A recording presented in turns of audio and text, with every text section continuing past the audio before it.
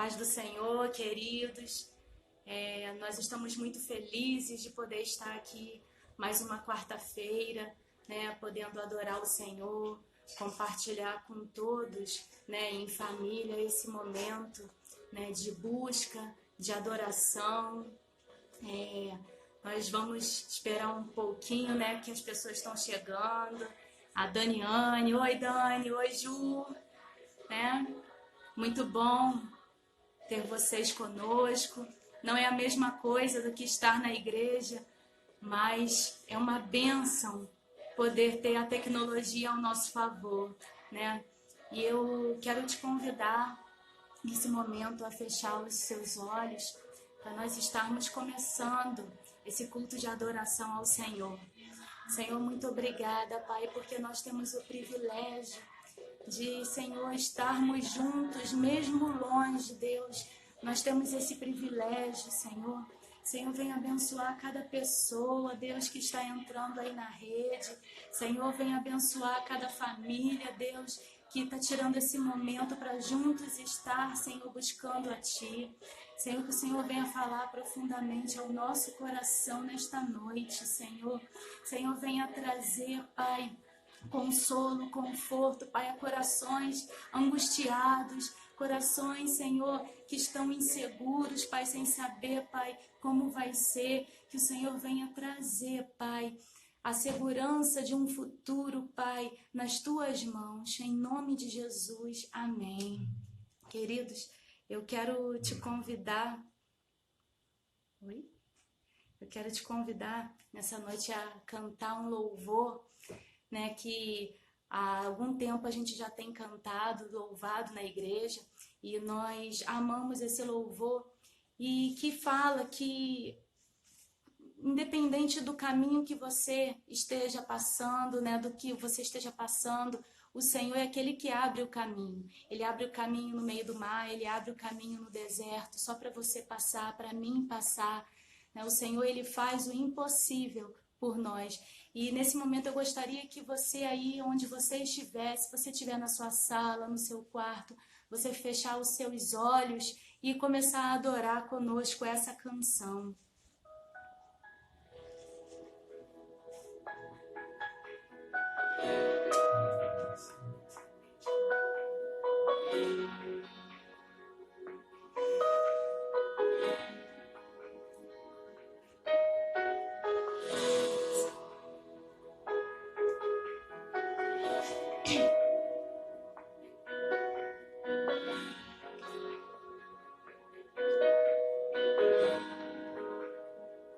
Estás aqui, movendo entre nós, te adorarei, te adorarei. Estás aqui, mudando destinos, te adorarei, te adorarei. Estás aqui, operando milagres, te adorarei, te adorarei. Estás aqui, transformando nossas vidas, te adorarei, te adorarei. Meu Deus é Deus de milagres, Deus de promessas, caminho no deserto, luz na escuridão. Meu Deus, esse é quem Tu és. Meu Deus é Deus de milagres, Deus de promessas, caminho no deserto, luz na escuridão. Meu Deus, este é quem Tu és. Estás aqui, tocando os corações, te adorarei,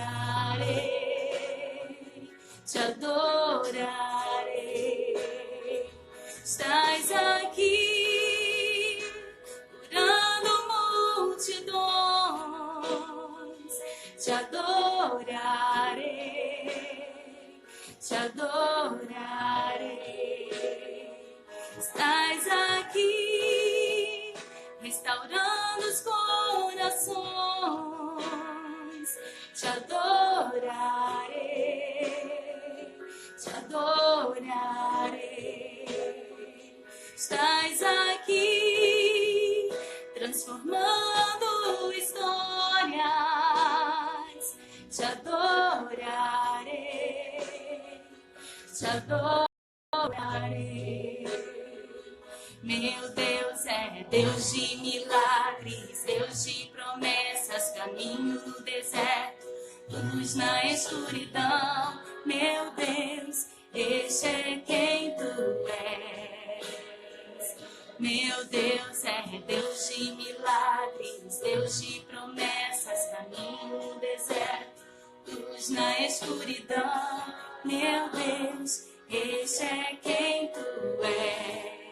Enxuga as lágrimas, restaura os corações. Tu és a resposta, Jesus. Enxuga as lágrimas, restaura os corações. Tu és a resposta, Jesus.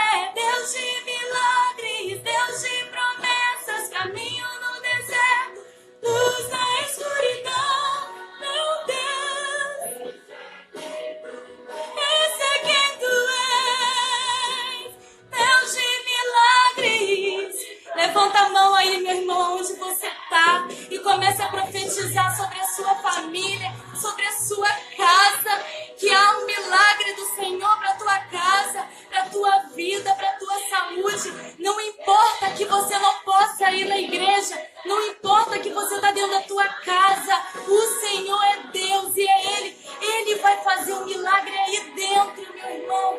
Ele vai fazer a obra na tua vida. Senhor, muito obrigado por cada um, Deus, que está adorando o teu nome, que está louvando. Senhor, que cada um possa sentir, Deus, a intensidade do teu amor, a intensidade, Pai, de quem tu és, Senhor. Senhor, que cada um possa sentir, Pai, o teu abraço nessa noite, envolvendo e mandando embora, Deus, todo medo, toda insegurança, Senhor. Pai, em nome de Jesus, que essa palavra venha trazer, Pai, cura, Deus, para cada um nessa noite, em nome de Jesus. Amém. Amém. Amém. Boa noite, queridos, graça e paz. É motivo de muita alegria estar com vocês aí. Estou vendo o Zezé, a Márcia, muito obrigado por esse tempo maravilhoso que Deus tem proporcionado, apesar das distâncias, apesar das dificuldades de não estarmos juntos fisicamente. Deus tem nos trazido, e eu queria aproveitar esse tempo para compartilhar uma palavra com os irmãos que está no livro de 2 Timóteo, capítulo 4. Nós vamos ler a partir do versículo 1. 2 Timóteo, capítulo 4, versículo 1 em diante.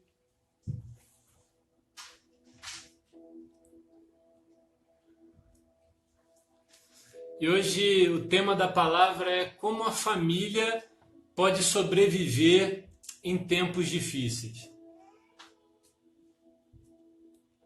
Muito feliz de ver a Priscila aí com a gente. Priscila, saudade de você. Graças a Deus pela sua vida, pela sua família. A Ana. 2 Timóteo, capítulo 4, versículo 1 em diante. Diz assim o texto: Na presença de Deus e de Cristo Jesus, que há de julgar os vivos e os mortos, por sua manifestação e por seu reino, eu exorto solenemente.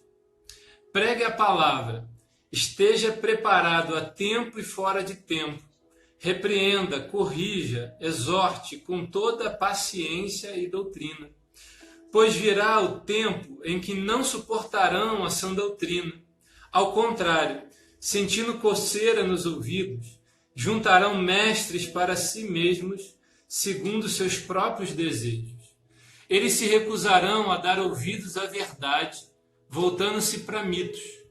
Você, porém, seja moderado em tudo, suporte os sofrimentos, faça a obra de um evangelista, cumpra plenamente o seu ministério. Eu já estou sendo derramado como uma oferta de bebida. Está próximo o tempo da minha partida. Combati o bom combate, terminei a corrida, guardei a fé. Agora está reservada a coroa da justiça, que o Senhor, justo juiz, me dará naquele dia, e não somente a mim, mas também a todos os que amam a sua vinda. Hoje eu quero falar sobre como a nossa família pode sobreviver a tempos difíceis. Todos nós sabemos a importância que uma família tem para a vida de uma pessoa. E esses acontecimentos recentes têm feito nós olharmos de uma maneira diferente para a nossa casa, para a nossa família. Por causa dessa epidemia, as pessoas têm olhado melhor para os seus pais, olhado melhor para os seus avós, e hoje é um sentimento coletivo de importância. A gente olha para a nossa casa e entra em quarentena e pensa nas coisas porque a gente não quer perder quem a gente ama. E apesar de tudo de ruim que está acontecendo agora, pequenas coisas boas têm surgido nesse tempo. E uma dessas coisas boas é esse sentimento de unidade, de família, de resgate a valores importantes. E a gente olha e percebe o quanto a nossa família é importante para a nossa vida. Mas apesar de sabermos disso ser amplamente divulgado, a gente sabe que não é fácil conduzir a família no caminho de Deus, não é fácil fazer a família trilhar aquilo que a gente gostaria que ela trilhasse ou viver da maneira que a gente gostaria que a família vivesse. A gente, às vezes, na correria do dia a dia, nos afazeres, em meio a problemas e coisas que a gente tem para resolver, a gente acaba vendo que coisas simples se tornam tão complexas que momentos que deveriam ser fáceis de promover parecem ser impossíveis para nós, e a gente percebe que não é fácil conduzir a família para o lugar e para a forma que a gente gostaria, ainda mais nesse tempo de lutas e dificuldades e inseguranças como nós estamos vivendo. O texto que nós acabamos de ler de 2 Timóteo vai mostrar os últimos escritos do apóstolo Paulo a Timóteo. Para quem não conhece, Paulo foi um grande homem de Deus. Foi um homem que teve experiências maravilhosas com Deus, era um judeu muito fervoroso, que após a sua conversão se tornou a pessoa mais importante, ou uma das mais importantes do cristianismo. Paulo teve experiências profundas com Jesus, foi responsável por sistematizar a teologia, escrever muitos livros do Novo Testamento, e muita coisa que a gente conhece hoje de doutrina, de experiências com Deus, de correção da palavra, é graças à vida desse homem. Paulo foi fundamental para o Evangelho. E aqui Paulo vai escrever para Timóteo. E quem era Timóteo? Timóteo era um jovem pastor, porque diante dessa grande proporção que Paulo teve, uma das funções que Paulo mais exerceu foi a de missionário, de apóstolo, de ir aos lugares, ganhar vidas, estabelecer igrejas, levantar líderes. E um dos líderes que Paulo levanta e ganha é Timóteo, que vai ser considerado para Paulo o verdadeiro filho na fé. Alguém a quem Paulo muito amava, e Paulo vai considerar Timóteo não só um líder, não só um pastor, mas como um verdadeiro filho. E Paulo aqui vai escrever a sua última carta, vai trazer os seus últimos ensinamentos, os seus últimos conselhos.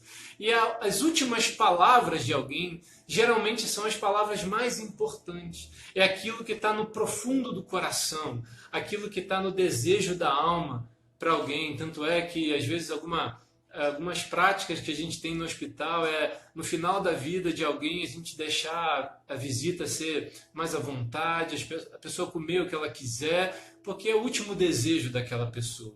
E aqui Paulo vai demonstrar seu último sentimento ao escrever uma carta para Timóteo. E qual era o propósito de Paulo escrever essa carta? Era preparar Timóteo para enfrentar um tempo difícil que ele iria agora, porque Paulo seria morto. Ele estava preso num calabouço, uma prisão tão obscura que as pessoas tinham dificuldade de encontrar Paulo até mesmo na prisão. E ele vai escrever para preparar Timóteo, para substituí-lo no pastoreio de uma igreja chamada Éfeso. Éfeso era uma cidade que era a capital da Ásia Menor. Hoje nós conhecemos Éfeso como a Turquia. E Éfeso, já naquele tempo de Paulo, era uma grande cidade. Tinha mais ou menos 300 mil habitantes. E Éfeso vivia em torno de duas coisas. Uma delas era o turismo religioso. Em Éfeso havia um grande templo, em nome da deusa Diana. Era um templo que ficava a 1.600 metros de altura, que já naquele tempo era considerado a oitava maravilha do mundo. E todo mundo que chegasse em Éfeso estava direto para a construção daquele templo. Da mesma forma que alguém vai a Paris e vê a Torre Eiffel, vai a Nova York e vê a Estátua da Liberdade, o templo tinha aquela magnitude, as pessoas chegavam e olhavam e era uma construção linda. O sol, aquele templo foi projetado para o sol brilhar sobre ele, e a deusa Diana, ou Diana, como alguns gostam de falar, era uma deusa da guerra que era cultuada, e a cidade vivia em torno daquele turismo. Eles construíam pequenas miniaturas do templo, faziam joias, coisas de ourives para vender, e as pessoas ganhavam muito dinheiro vendendo coisas daquele templo e daquela deusa. E a gente viu um filme recente da Mulher Maravilha que faz analogia a essa deusa, a deusa Diana, uma deusa guerreira. É mais ou menos essa analogia. E eles viviam assim. Mas também em Éfeso havia um porto muito importante que traziam pessoas de tudo que é lugar. E da mesma forma que as grandes cidades têm grandes problemas, Éfeso, por ser uma grande cidade, também tinha muitos problemas. O porto trazia todo tipo de gente. Pessoas boas, pessoas ruins, pessoas que eram negociantes, pessoas que vinham para fazer coisas ruins. E o porto vivia lotado de pessoas praticando prostituição. Então Éfeso vivia em torno da religiosidade, da idolatria, em torno da prostituição do templo e do comércio. E Paulo, há 16 anos antes de escrever essa carta, vai em uma das suas viagens missionárias chegar a essa cidade. Paulo chega, apresenta o evangelho de Jesus, as pessoas se convertem em massa e aquela cidade vai viver o que a gente chama de um avivamento, onde as pessoas se voltam para Deus. Aconteceu algo maravilhoso naquela cidade, as pessoas faziam fogueiras públicas, queimavam livros de bruxaria, abandonavam imagens do templo e se voltavam para Deus, e houve uma maravilha naquela cidade, a ponto de um culto, as pessoas ficarem horas e horas adorando a Deus. Mas com o passar dos anos, esse fogo que houve lá, esse avivamento, foi esfriando.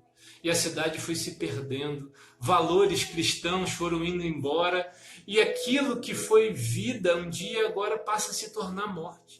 E Paulo agora tenta preparar Timóteo, pois Paulo não seria mais o pastor de Éfeso. Agora quem seria o pastor de Éfeso seria Timóteo, e ele era jovem. E agora Paulo prepara Timóteo para esse tempo difícil. E ele vai dizer o que Timóteo ia enfrentar lá. Um tempo que era difícil porque as pessoas não iam suportar a sã doutrina. E o que é suportar? Elas não iam querer ouvir. E o texto fala que as pessoas em Éfeso estavam com comissão nos ouvidos, coceira nos ouvidos, que eram inquietações. Eles queriam ouvir apenas o que eles queriam. E eles arrumavam mestres ou pessoas para pregar, ensinar ou falar apenas o que eles queriam. Era um tempo difícil também, segundo Paulo aqui no versículo 4, porque as pessoas iam deixar a verdade de lado. Iam se voltar para mitos, para fábulas, iam crer em coisas que eles não deveriam mais crer. E agora Paulo tenta preparar Timóteo, a quem ele amava, para viver esse tempo difícil. E todos nós estamos vivendo tempos difíceis. E esse texto aqui vai trazer algumas lições de como eu e você, como a minha família e a sua família pode viver em tempos difíceis como os que estamos vivendo agora ou com aqueles que possivelmente iremos enfrentar. E o que esse texto aqui nos ensina de lição para vivermos esses tempos difíceis? A primeira lição que esse texto nos ensina aqui para vivermos tempos difíceis é nos lembrarmos da nossa responsabilidade individual. Lê comigo a parte A do versículo 5, que diz assim: Você, porém. Repare uma coisa, Paulo vai descrever a situação que Timóteo ia enfrentar. Mas assim que ele acaba de descrever, ele vai dizer para Timóteo assim: você, porém, ou uma outra versão vai dizer tu, porém. Repare que Paulo aqui, ele vai começar a carta com um pronome pessoal, tu ou com você. E por que Paulo faz isso? Paulo faz isso para lembrar a Timóteo da responsabilidade individual que ele teria diante de tudo o que estava acontecendo na cidade de Éfeso. E isso fala para a gente que sempre, diante de problemas que nós estamos enfrentando, ou diante de problemas que a nossa família está enfrentando, há algo que eu e você podemos fazer para mudar as circunstâncias ou para influenciar as circunstâncias. Eu lembro da passagem de Lucas capítulo 9, versículo 13, que vai falar da primeira multiplicação dos pães e dos peixes. E é interessante que Jesus estava lá e ele vai pregar e as pessoas vão seguir Jesus por muitas horas. Era um lugar deserto e de repente os discípulos chegam para Jesus e dizem assim: mestre, despede essas pessoas, porque o lugar é deserto e eles não têm aonde comprar pão. E o que eles queriam era se livrar de um problema. Mas Jesus olha para os discípulos e diz assim: deem vocês algo para eles comer. Eles ouvem aquilo e se assustam. Mas o que Jesus queria mostrar? Eles estavam querendo despachar as pessoas, se livrar daquele problema, mas Jesus disse: não. Esse problema da fome deles aqui, vocês podem fazer algo. Deem vocês algo para comer. E a partir dos discípulos, dos 5 pães e 2 peixes que eles arrumam, é que Jesus multiplica e toda a multidão se alimenta. Sempre podemos fazer algo diante de problemas. Eu lembro a passagem de Lucas capítulo 5, que fala da história do Gadareno, onde esse homem vivia endemoniado nos sepulcros, era um homem onde as pessoas tinham medo, e de repente Jesus liberta esse homem. Ele se transforma. E ele vai pedir a Jesus para segui-lo. E Jesus dá uma recomendação para ele: volta para casa e conta para os seus tudo o que o Senhor fez por você. Repara como é interessante como Jesus se preocupa com a família. Esse homem havia causado muitos problemas por causa da sua condição espiritual. Causou muita perturbação, muito medo, muita coisa. Mas agora ele se liberta. E Jesus diz para ele assim: agora volta para casa e fala do que o Senhor fez por você. Volta para casa e resolve os problemas que você deixou para trás. Conserta as coisas dentro de casa, porque da mesma forma que você destruiu, agora você pode consertar. João capítulo 2 vai contar a história de Jesus num casamento, onde é narrado o seu primeiro milagre, onde falta o vinho, falta aquele motivo de celebração da festa, as pessoas bebiam, e os casamentos judaicos duravam uma semana, e festejavam, cantavam, bebiam, se alegravam, e de repente no meio da festa acaba o vinho. Mas Jesus estava lá, Então Maria chama Jesus e diz, olha, eles não têm mais vinho. E a ideia dela era dizer para Jesus, olha, você está aqui, faz alguma coisa, não deixa essa festa acabar, não deixa esse casamento perder o rumo. Por que você está aqui? Se você está aqui, você pode fazer alguma coisa. E a gente lembra que sempre podemos fazer algo diante de problemas, sejam pessoais ou problemas familiares que enfrentamos. Quando Paulo vai ser incisivo de dizer para Timóteo assim, você porém, ou tu porém, ele está querendo despertar Timóteo, ou chamá-lo para reagir diante de tudo que ele estava enfrentando, de tudo que ele enfrentaria. Repare que as coisas às vezes vão sair do rumo, vão perder o foco. E às vezes a gente está vivendo uma circunstância que a gente não queria viver, a gente olha para o casamento e ele não está tão bom, ou para a vida emocional e não está do jeito que eu gostaria de ver. Essas coisas podem estar um pouco de ponta cabeça, mas a gente precisa aprender a reagir diante dos problemas, a reagir diante das coisas adversas que aparecem na nossa vida. Eu lembro de uma história onde um biólogo marinho estava fazendo uma tese de doutorado, estudando alguns fenômenos na praia. E essa praia, todas as manhãs, jogava estrelas do mar na areia da praia. E um garotinho que morava ali, todas as manhãs pegava as estrelas e jogava de volta para o mar. E esse biólogo, fazendo sua tese de doutorado, anotava muitas coisas, via temperatura, umidade do ar, estudava o curso das ondas, estudava a vida marinha ali. E começou a se incomodar com aquele menino. Até que um dia ele percebe o menino jogando a estrela e fala, olha, eu vou dar uma aula para esse menino. Aliás, eu sou quase um doutor. E ele chama o menino e diz, menino, por que você joga essa estrela? Você já não viu que todas as manhãs o mar devolve essas estrelas? Você não está vendo que seu esforço aqui é inútil no que você está fazendo? E aquele menininho olha para aquele homem e diz assim, olha, eu entendo que todas as manhãs o mar vai devolver algumas estrelas. E pode ser que os meus esforços sejam muito pequenos. Mas para essa estrela que eu estou devolvendo, o meu esforço vale muito a pena. Às vezes a gente olha para a nossa vida e para as circunstâncias, para os problemas familiares e pensa, olha, o que eu posso fazer é muito pouco, vai gerar pouca repercussão, vai influenciar pouco. Mas o pouco que você faz vai fazer toda a diferença na vida de alguém. Toda a diferença na vida da sua família, no seu casamento. Às vezes é esse pequeno ato, essa pequena palavra que pode mudar o curso do seu relacionamento, pode mudar o seu relacionamento com seus filhos, pode levar você a viver algo melhor dentro de casa, por um pequeno ato. Muitas coisas grandes são construídas de pequenas coisas repetidamente. E a gente aprende aqui que essa passagem vai nos lembrar da nossa responsabilidade individual com tudo que nós estamos vivendo aqui.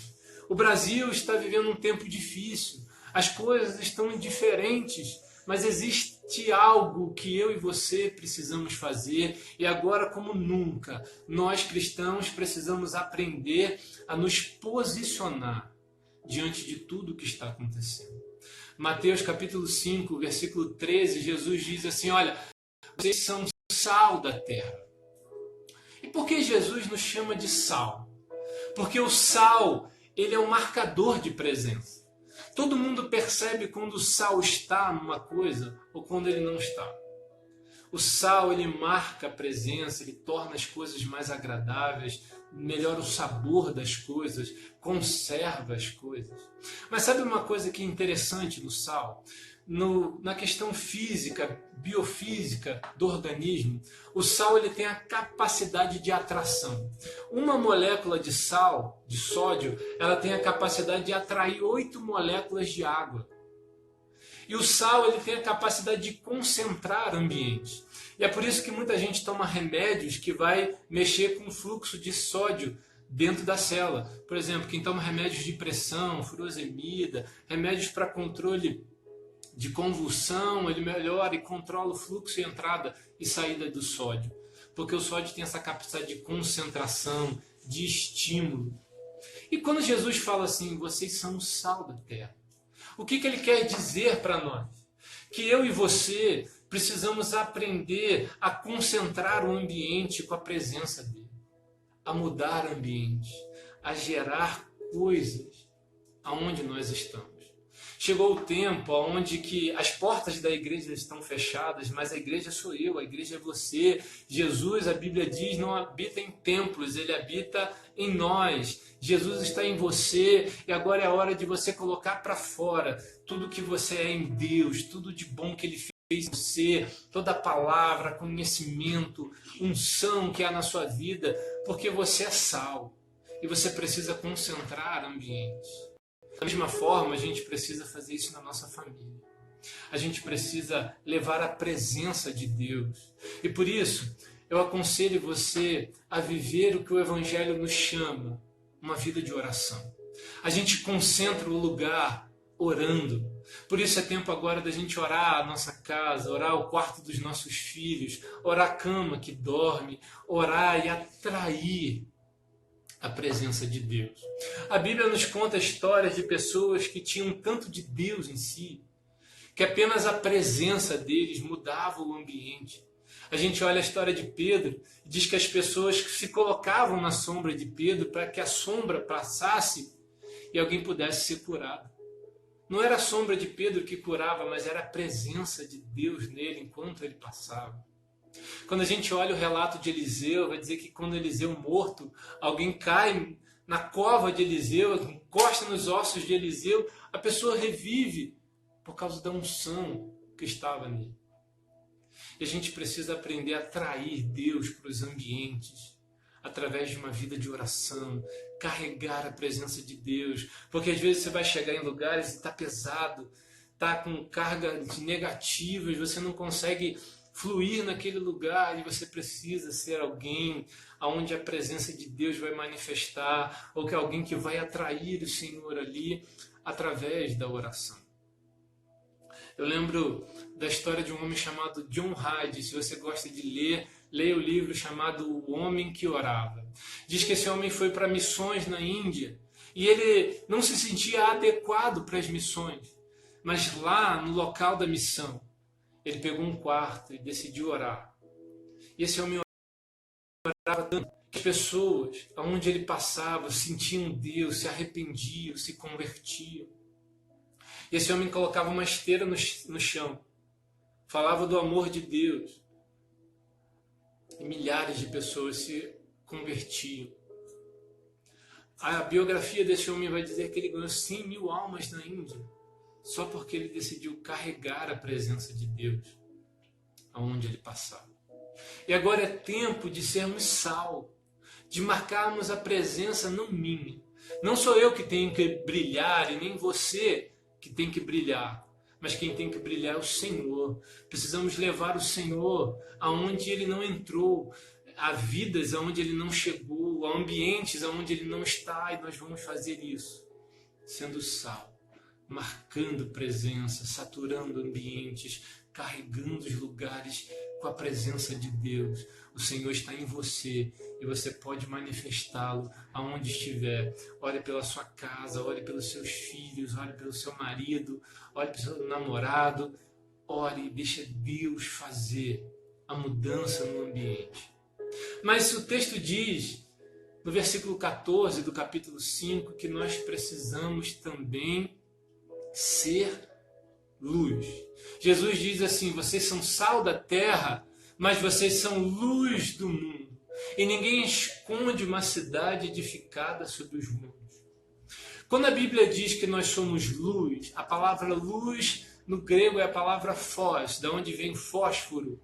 E a palavra phos aqui significa tocha, braseiro ou lamparina. A gente lembra que naquele tempo eles não tinham luz igual a gente tem hoje. Eles tinham tochas, lamparinas, aonde eles ligavam nas ruas, acendiam. E o que uma pessoa fazia naquele tempo? Acendia uma tocha. E aonde ele ia, ele acendia outras tochas para iluminar o caminho. Alguém com uma lamparina acendia outra, e acendia outra, e a cidade se iluminava. Quando Jesus fala assim, vocês são luz, ele está querendo nos lembrar que nós somos uma tocha, que precisa acender outras tochas, iluminar outros corações, levar luz aonde não há luz. E a gente não pode esquecer que a verdadeira luz é Cristo e a palavra de Deus. E você pode levar a luz do Evangelho a lugares onde há escuridão. Você pode levar a luz da verdade do Senhor a pessoas que não conhecem a verdade, a pessoas que se encontram em desespero, porque a Bíblia diz que nós somos luz, somos tochas, e essa tocha precisa acender outra tocha. Sabe o que a Bíblia diz? Efésios capítulo 5, versículo 8. Outrora vocês eram trevas, mas agora vocês são luz. Vivam como filhos da luz. Diante de tudo que está acontecendo, seja luz para alguém. Leve a palavra, leve a verdade, leve o amor de Deus, leve palavras de esperança, acenda corações, acenda pessoas com a verdade, acenda pessoas com aquilo que Deus te chamou para viver. João capítulo 9, versículo 4 diz assim, enquanto é dia, nós devemos fazer a obra daquele que nos enviou, porque a noite vem onde ninguém mais pode trabalhar. Dia ou luz aqui fala da vida, enquanto estamos vivos. Podemos fazer a obra daquele que nos chamou, porque a noite vai vir onde ninguém mais vai poder fazer. E sabe, você não sabe quanto tempo as pessoas vão estar do seu lado. A gente não sabe qual vai ser a nossa última reunião. Ninguém imaginou que o último culto teria sido o último culto. Enquanto você pode, enquanto a vida em você, seja luz. Seja luz no seu casamento, seja luz no seu relacionamento, seja luz com seus filhos, seja luz para a sua família. Deixa Jesus acender seu coração e que o seu coração possa acender outros corações. Primeira recomendação que Paulo dá a Timóteo aqui para sobreviver em tempos difíceis é lembrar da nossa responsabilidade pessoal. Eu preciso fazer alguma coisa, como você também precisa fazer alguma coisa diante de tudo o que estamos vivendo em família e em sociedade. A segunda lição que esse texto nos ensina de como a nossa família pode sobreviver a tempos difíceis é lembrando de preservar o nosso coração puro. A parte B do versículo 5 diz assim, você, porém, seja moderado em tudo. Ou uma outra versão vai dizer, seja sóbrio. Diante do ambiente difícil que Timóteo ia enfrentar, e diante das pessoas complicadas que ele teria que lidar, Paulo vai orientar a Timóteo a deixar o seu coração puro, a não permitir que o seu coração se contamine. A palavra moderado ou sóbrio aqui, ela significa vigilante, significa integridade. Ela traz a ideia de um produto que não é misturado com algo, ou algo que se conserva inteiro até o final, que não é batizado, que não é adulterado. A ideia de Paulo aqui é dizer para Timóteo assim, seja moderado, seja sóbrio, porque a gente fala do sóbrio, alguém bebe, ela está estragada, né? Foi contaminada pelo álcool, ela já não é mais o que ela era. E Paulo está dizendo para Timóteo assim, seja moderado, seja inteiro, não permita misturas, não deixe seu coração se estragar, não deixe coisas ruins contaminar quem você é, não deixe com que as influências externas mude quem você é, quem você nasceu para ser e aquilo que você está fazendo. É muito importante a gente lembrar que na nossa jornada cristã e na nossa jornada de conduzir a nossa família nos caminhos de Deus, nós vamos enfrentar muitas oposições, muitas lutas.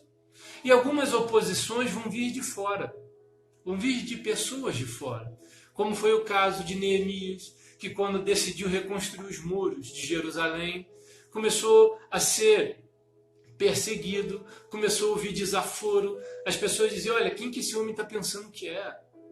Ele não vai conseguir fazer isso. E mesmo que ele faça isso, esses muros vão cair. Neemias recebeu oposições de fora. A mesma coisa acontece no relato dos espias. E a gente lembra que quando o povo sai do Egito, vai para o deserto e chega pertinho da terra prometida, Moisés manda 12 espias vigiarem a terra. E esses espias eram 12 líderes de tribo. E as tribos eram gigantescas, porque só o povo que saiu do Egito eram 2 milhões de pessoas. Esses líderes não conviviam tanto entre si. E o relato é que eles vão, olham a terra prometida, aquilo que Deus ia dar para eles, e vão dizer assim, olha, é impossível a gente conquistar isso. A terra é boa, mas a terra tem gigantes. A terra tem muitas oposições e diante deles nós somos grilos. Nós não vamos conseguir. As pessoas de fora, daquela multidão de gente, começou a dizer e se opor a um projeto de Deus para aquele povo. E começaram a contaminar todo mundo ali. E às vezes a gente vai começar um projeto, a gente vai lutar pela família, a gente vai lutar por algo que a gente acredita. E o que acontece é que as oposições vão vir, batalhas vão vir, vão mover coisas, vão se levantar para nos prejudicar, para tentar atrapalhar a nossa vida. Mas às vezes as oposições vão vir de dentro da casa, vão vir de dentro da família. Foi o que aconteceu com José. José sonhou os sonhos de Deus. Começou a viver o que Deus queria que ele vivesse. E ele sonha, e sonhou que um dia seria grande, que Deus faria algo lindo na sua vida, que ele serviria como alguém que cuidaria da sua família. Mas o que acontece é que seus próprios irmãos vão vender José como escravo, vão dificultar sua vida, vão ser as pessoas que mais vão atrapalhar o progresso de José. E às vezes a gente olha e percebe que a dificuldade está dentro de casa, está dentro das pessoas que a gente ama, são aqueles que a gente mais quer cuidar, são os que se levantam contra nós, não nos entendem e levam as coisas para o mal e entendem de uma forma completamente diferente. E isso nos fere, isso nos machuca. Olha o que Davi vai dizer no Salmo 55, no versículo 12. Ele diz assim, olha, se um inimigo me insultasse, eu poderia suportar. Se um adversário se levantasse contra mim, eu poderia me defender. Mas logo você, meu colega, meu companheiro, meu amigo chegado, você com quem eu partilhava a agradável comunhão quando íamos para a festa, para a casa de Deus. Olha o que Davi está falando, olha, se alguém de fora se levantasse contra mim, eu me defenderia. Se o inimigo se levantasse, eu ia fazer alguma coisa, mas você, meu amigo, aquele em quem eu compartilhava meu coração, aquele que ia comigo para a casa de Deus, você me fere. Às vezes nós vamos enfrentar lutas internas, dentro de casa, dentro da família, coisas que vão nos ferir. E a gente vai olhar e desacreditar do projeto de Deus para a nossa família. Mas a gente precisa se lembrar de uma coisa nesses tempos difíceis. Que a gente não está lutando contra essas pessoas. A gente não está em guerra contra elas, porque a Bíblia diz que nossa luta não é contra carne e sangue, ou contra seres humanos. Mas a nossa verdadeira luta é contra poderes e autoridades, contra as forças espirituais do mal, que vão influenciar pessoas, que vão influenciar vidas. Há pessoas que estão completamente cegas, perdidas, influenciadas pelo inimigo e não enxergam. E eu não tenho que lutar contra ela, mas contra aquilo que age influenciando sua vida, dificultando que ela se entregue ao casamento, dificultando que ela leve uma vida melhor em família. A nossa guerra não é contra pessoas.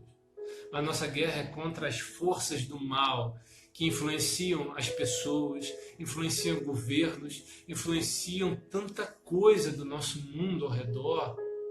E às vezes a gente não percebe o quanto o mal ataca. E é por isso que Paulo vai dizer para Timóteo assim: mantenha seu coração puro, meu filho. Não deixe que coisas ruins te estraguem. Não deixe que sentimentos te firam. Não deixe com que coisas mudem quem você é. Por isso ele vai dizer em 1 Coríntios capítulo 5, assim, olha, um pouco de fermento vai levedar a massa inteira. E a gente lembra que a Bíblia trata o fermento, que o fermento é um fungo, como uma analogia a coisas ruins ou ao pecado. Ele diz, olha, se você botar um pouquinho de fermento numa massa, esse fermento vai se espalhar na massa inteira. E não vai ser possível mais tirar. A ideia aqui é mostrar que um pouco de coisa ruim pode destruir muita coisa boa. Em Eclesiastes capítulo 10, versículo 1, Salomão também faz uma analogia a isso, dizendo assim, olha, se uma mosca morta cai num frasco de perfume, ela estraga o perfume. Às vezes um pouco de coisa ruim que a gente está deixando entrar aqui está estragando quem nós somos, está estragando a nossa vida, está estragando o nosso casamento, está estragando a nossa vida com Deus. E a gente tem que ter cuidado para não deixar coisas nos estragarem, sentimentos, palavras, coisas mudarem quem nós somos. Porque em tempos difíceis nós precisamos preservar o nosso coração. E Paulo vai dizer, seja sóbrio, seja moderado, mantenha-se íntegro, mantenha-se inteiro, mantenha com o coração firme. Principalmente nesse tempo onde as notícias vêm e a gente não sabe a fonte certa, a gente não sabe o que está por trás de tudo que está acontecendo, das influências que o diabo usa para atrapalhar, para causar medo, instabilidades emocionais nas pessoas. Cuidado com um pouco de coisa ruim que quer entrar aqui, porque você é muito maior do que isso. O que Deus tem para você é muito maior do que isso. Concentre em quem você é. Nunca se esqueça de quem você é, nunca se esqueça daquilo que Deus te chamou. Você é muito mais do que você imagina e para Deus você tem um valor muito maior do que você pensa que tem. Por isso Paulo vai dizer a Timóteo, mantenha-se inteiro, mantenha-se moderado ou sóbrio. A terceira lição que ele dá aqui para Timóteo, e é uma lição que a gente precisa ter para a nossa família em tempos difíceis, é suportar os sofrimentos. Ele continua no versículo 5 dizendo assim, suporta os sofrimentos. A palavra sofrimento aqui no grego é a palavra kakofateu. É uma palavra engraçada, mas ela fala de dores, de lutas, de coisas difíceis. E suportar fala de se manter sustentado. Quando Paulo diz para Timóteo assim, suporte os sofrimentos, ele está dizendo literalmente assim, Timóteo, você vai passar por coisas que vão deixar você como um caco. A palavra kakofateu, um caco. Vão quebrar você por dentro, vão dificultar a sua vida e você vai se sentir um caquinho. E às vezes a gente passa por coisas na vida que a gente fala, olha, meu coração agora está destruído. Eu agora estou completamente ferido, desanimado, desistido. Mas Timóteo fala assim, Paulo fala para Timóteo assim, suporta os sofrimentos, ou seja, mantenha seus cacos juntos. Suporta, Timóteo. Segura isso. Não deixa o seu coração despedaçar, não deixa os problemas te destruírem. Mantenha seus caquinhos juntos. Sabe, às vezes a vida vai ser dura com a gente. E às vezes os problemas vêm e nos despedaçam. Mas em tempos difíceis, a gente não pode se entregar. A gente não pode se render. Tempos difíceis são os tempos onde a gente tem que manter nossos cacos juntos. Eu não vou me render, eu não vou desistir, eu não vou me entregar, eu não vou deixar a luta me despedaçar. E Paulo diz, meu filho, mantenha seus cacos inteiros, junta isso, segura as pontas, passa esse tempo difícil, suporta essa dor, suporta esse problema, se mantém inteiro, porque você é maior do que isso. Tiago capítulo 1, versículo 2 diz assim, tenha por motivo de alegria o passar por diversas provações. Olha que engraçado. Tiago vai dizer assim, e esse Tiago era irmão de Jesus e diz, olha, se alegra quando vocês passarem por muitas coisas difíceis, porque a provação da vossa fé vai produzir em vocês perseverança. A palavra perseverança significa solidez, maturidade, engrandecimento. Tempos difíceis geram em nós maturidade, geram em nós crescimento emocional, geram em nós crescimento intelectual. A gente nunca passa por um tempo difícil sem aprender alguma coisa. Tempos difíceis, quando nós vencemos eles, nós aprendemos grandes lições. Aprendemos a vivenciar outras coisas. E por isso Paulo diz para Timóteo assim, e lembra que Paulo estava numa prisão, num calabouço, há poucos dias da sua morte. E Paulo vai dizer, mantenha, meu filho, seus cacos inteiros, suporta, segura, aguenta, não entrega. Eu quero falar uma palavra diretamente para você que está pensando em desistir. Não desista agora. Não desista da sua casa, não desista dos seus sonhos, não desista do seu casamento, não desista da sua família. Suporta esse tempo difícil, junta os seus cacos, se mantenha inteiro, se mantenha inteira, porque você vai sair mais forte, você vai sair melhor desse quadro, você vai sair engrandecido desse quadro difícil. Mas se você entregar os pontos, se você desistir, você não vai superar isso e você não vai viver coisas maiores na sua vida. Por isso, Paulo diz, meu filho, segura as pontas. Eu sei que não está sendo fácil. Eu sei que estar longe dos irmãos, longe da família, não é fácil. Eu sei que as incertezas e as inseguranças são muitas, mas a Bíblia diz, suporta. Segura, aguenta, passa por isso, porque Isaías 43 diz que quando passarmos por tribulações o Senhor estaria conosco.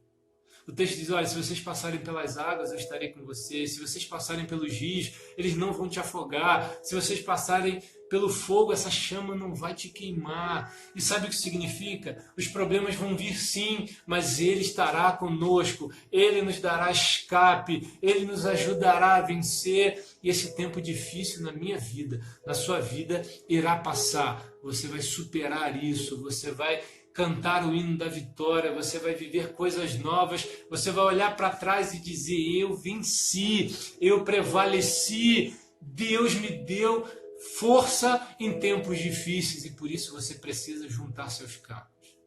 Pega uma cola aí, junta seus caquinhos, mas não se entrega ainda.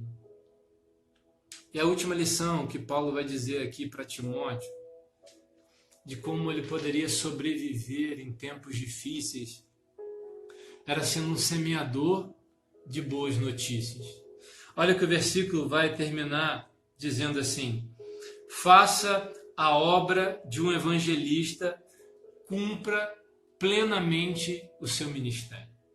Paulo termina dizendo para Timóteo assim, faz a obra de um evangelista. E o que é a obra de um evangelista?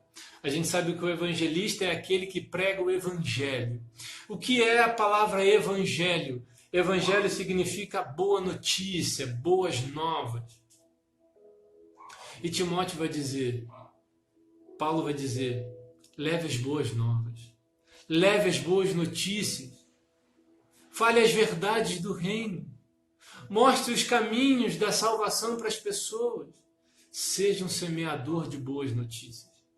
Sabe, esse tempo tem se levantado muito profeta do caos, para falar que a gente vai morrer, que isso vai acontecer, que o inimigo vai nos vencer.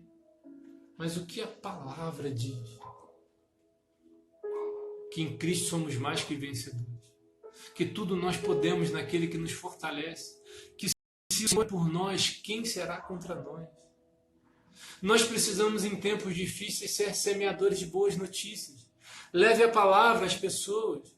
Leve o evangelho a quem precisa. Leve as verdades para as pessoas, porque a gente vive num mundo de mentira, num mundo de ilusão. O mundo da internet, onde tudo é lindo, tudo é perfeito, onde todo mundo é o melhor possível. Mas a verdade está aqui. E por isso você também precisa levar a verdade. Nesse tempo de quarentena, compartilhe palavras, compartilhe nossos canais. Se você gostar da mensagem, se algo tocar o seu coração, se você achar que é válido, há outras mensagens, há louvores, há coisas boas acontecendo. Se encha de Deus e transmita Deus. Pregue a palavra, leve a verdade, compartilhe versículos, mande mensagens de esperança, mande mensagens para quem precisa. Você é um evangelista e deixa Deus te usar em tempos difíceis. Reúna sua família e ore. Reúna as pessoas com quem você ama e fala algo de Deus. Deixa Deus cuidar de você, deixa Deus fazer algo através de você. Você pode. Salmo 126, versículo 5 diz assim: aquele que sai levando a sua semente enquanto chora, voltará trazendo seus feixes com alegria.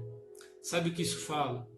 Que aquilo que a gente faz com muito esforço, com muita dificuldade, Deus vai trazer uma colheita de alegria para nós.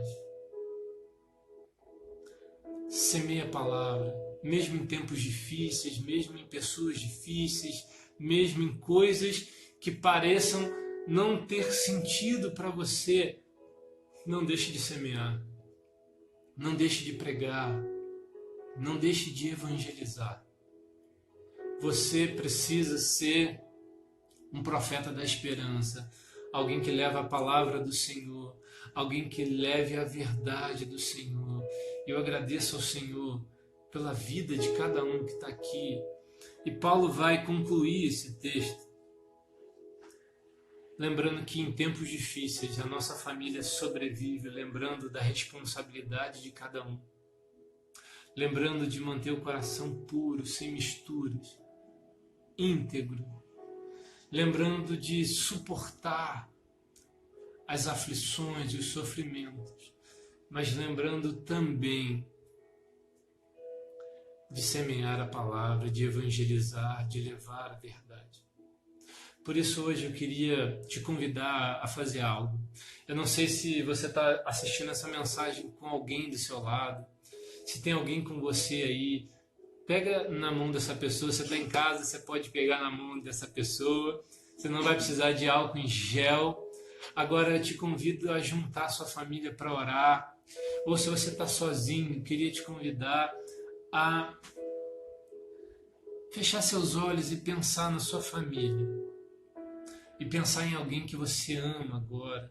Eu estou vendo muita gente da igreja muito feliz por isso. Marcelo, Neise, Zé, Carol. Junta a sua família. Fecha seus olhos. Vamos orar. Vamos orar porque esse tempo difícil vai passar. A nossa família vai vencer. Nós vamos superar essa palavra negativa que está pelo mundo. Nós vamos orar pela nossa casa, vamos orar pelo nosso casamento, vamos orar pelo Brasil, vamos orar pelas nações que estão aí. Junta com a sua família. Tetê, pega o Gilberto aí, vamos orar. Senhor Jesus, eu quero te agradecer por esse momento. Eu sei que o Senhor está cuidando de tudo. Eu sei que apesar das dificuldades, das distâncias da vida, o Senhor tem nos juntado de outra forma. Eu sei que o nosso coração tem saudade das pessoas, da igreja, dos cultos, dos irmãos. E há pessoas que estão reunidas em família, outros que estão pensando na família. Eu peço que, em primeiro lugar, o Senhor venha acalmar o coração das famílias, Senhor. Há tanta gente que está preocupada com pai, com mãe,